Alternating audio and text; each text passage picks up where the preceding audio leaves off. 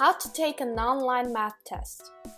Testing time is coming, so here are a few techniques you can use while taking your test or exam. Before the test, get a good night's sleep.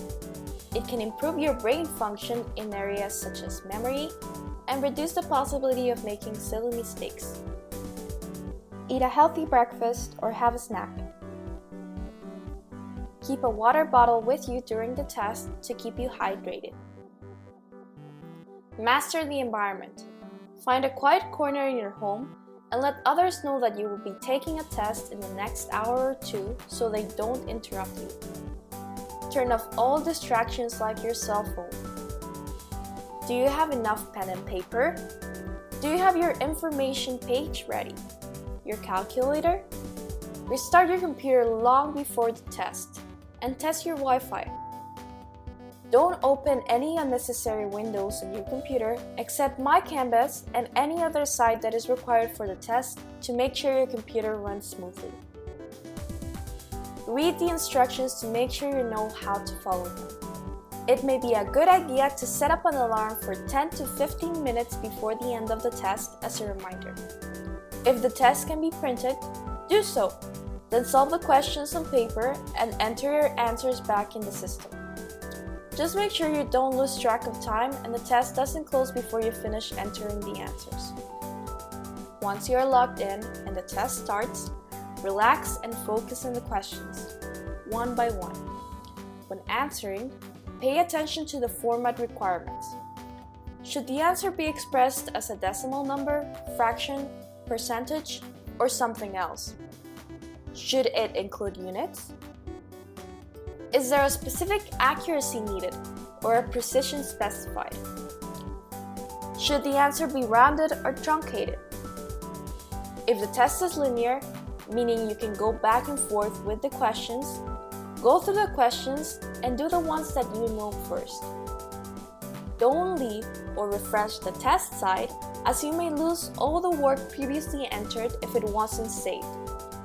Pace yourself so you have time to attempt all questions. Many tests offer partial marks for the proper procedure, so always provide intermediate steps, clearly stating which questions you were working on.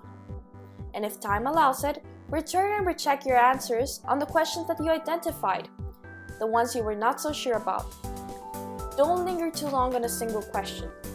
If you struggle with it, don't get frustrated. Skip it, but identify it, and if time allows, return to it after all questions have been answered.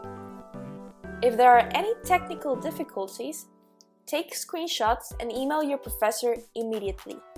Sometimes they may be able to help and you can continue with the test. And what about the questions? Here are a few tips on how to address different types of questions. The basic idea behind true and false questions is that the statement must be 100% true for it to be true. If you don't know the answer, then you are welcome to guess, but only if there is no penalty for a wrong answer. And what about multiple choice questions? First, anticipate your answer by just reading and solving the question. Then, read all options and eliminate the ones that are definitely not an answer. Most multiple choice questions will have a correct option and a slightly correct option among few others. Try to identify the correct one. With harder questions, try to find relevant information with it. If you have no idea how to start, reread the question, break it into smaller parts, and find an approach to solve each step. But most importantly, don't panic. And if you get a brain freeze at any moment, relax. You may need a mini break. Finished? Don't forget to submit. And if the instructions ask for your handwritten solutions, make sure you do so.